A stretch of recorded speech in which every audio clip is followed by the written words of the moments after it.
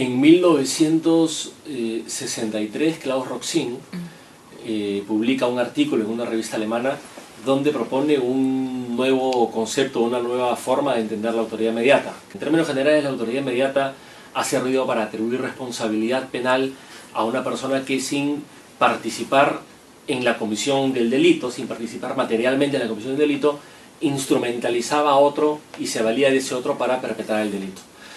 El caso que Klaus Roxin tuvo en mente fue el caso de Eichmann. Adolf Eichmann fue un funcionario del Tercer Reich, un burócrata, que se encargaba de administrar parte del Estado y de gestionar que un grupo de judíos sean extraídos de sus guetos y trasladados a los campos de concentración, donde finalmente iban a ser exterminados.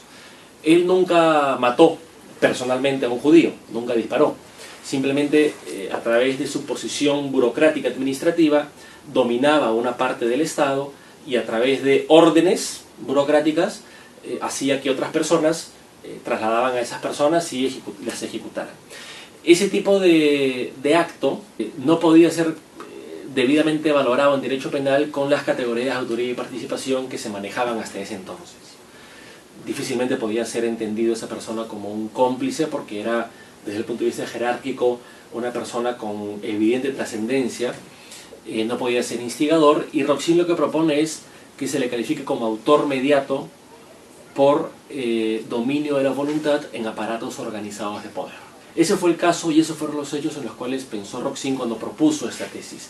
En definitiva, estaba pensando en casos en los que, lejos de la criminalidad tradicional, se trata de una persona que tiene un rango de autoridad o jerarquía en un aparato criminal y que simplemente su orden o sus directivas son suficientes para poner en marcha la dinámica de ese aparato, porque ejecutores subordinados a él van a obedecerle de una manera prácticamente ciega.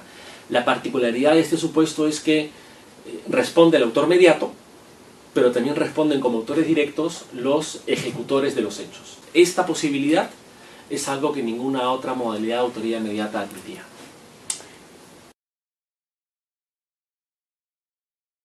Digamos, a mediados del siglo pasado, Roxin propone esta teoría, lo hace sobre la base de tres elementos. Es decir, podríamos pensar, dice Roxin, en una autoría inmediata por dominio de la voluntad en aparatos organizados de poder, en tanto se verifiquen tres requisitos. El primero que él identificó fue la existencia de un aparato de poder al margen del derecho.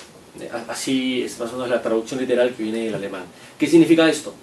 Que el aparato de poder debía operar fuera del derecho, que los miembros de ese aparato de poder, de ese grupo organizado de poder, de ese grupo criminal, fueran personas que voluntariamente se habían marginado de las reglas jurídicas vigentes.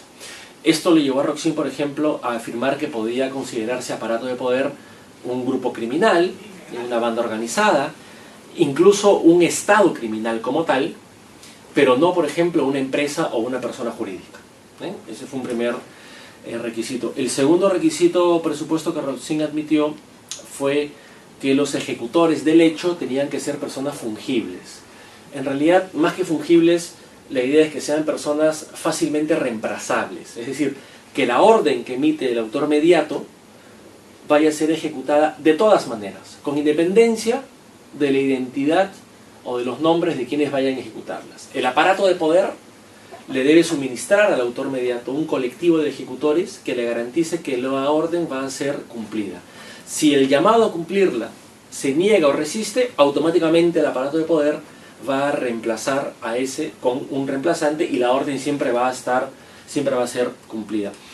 Y el tercer requisito, se entendía que tenía que haber una rígida jerarquía, y esto a lo que daba lugar era a que, digamos, la orden emitida en la estructura del aparato de poder iba a seguir el cauce natural hasta llegar a los eslabones que tenían que ejecutarla. Estos tres elementos han sido matizados, incluso por el propio Roxin, han sido complementados por otros elementos.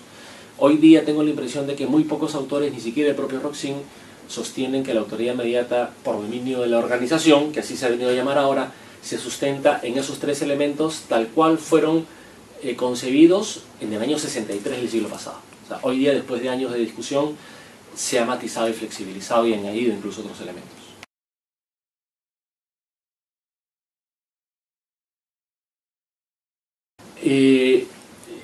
Esa fue la primera vez que nuestra jurisprudencia aplicó la teoría del dominio de la organización.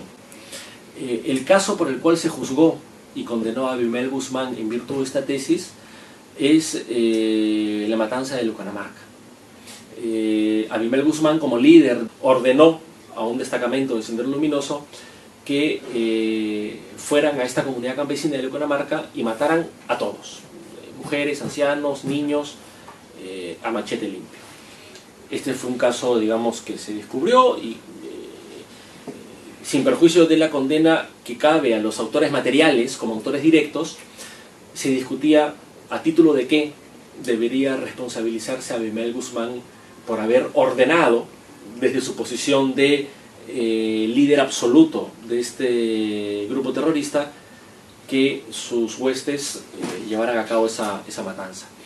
Lo que dijo la Corte, la Sala Penal Nacional en ese entonces, fue que Abimael Guzmán era autor mediato por dominio de la organización, pero no asumió la interpretación de Roxin de esta modalidad de autoridad mediata. Es decir, lo que hizo la Sala Penal Nacional fue entender que era autor mediato Abimael Guzmán, pero no porque el Sendero Luminoso fuese un aparato de poder organizado, que lo era, no porque había fungibilidad en los ejecutores, que difícilmente lo iba a haber, sino porque existía una clara predisposición de los ejecutores del hecho a obedecer la orden de contenido ilícito. Ese criterio, la predisposición del ejecutor a obedecer la orden, es un criterio que permite, en mi concepto, entender y fundar la autoridad mediata por organización de una manera mucho más solvente y plausible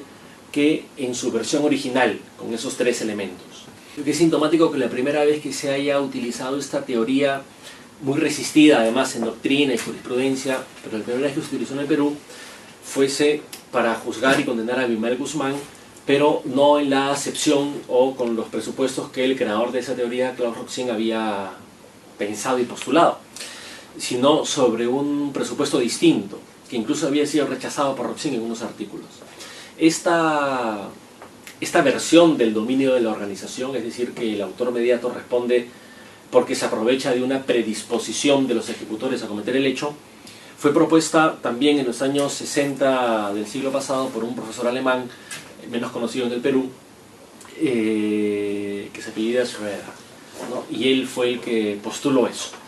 También es verdad que en los otros casos en que nuestra jurisprudencia ha tenido que juzgar y condenar por autoridad mediata, y el caso más emblemático después seguramente es el del expresidente Alberto Fujimori, se vuelve a invocar los tres requisitos que Roxin había admitido, ¿no? Había postulado para el dominio de organización, pero en la sentencia del caso Fujimori se hace una suerte de ensamblaje, de mix. No se descarta que la predisposición del ejecutor al hecho sea un elemento de la autoridad mediata, pero sí se indica que la fungibilidad de los ejecutores, la propia existencia del aparato de poder y una rígida jerarquía son también elementos que configurarían ese dominio de organización que daría lugar a la autoridad mediata por dominio de organización.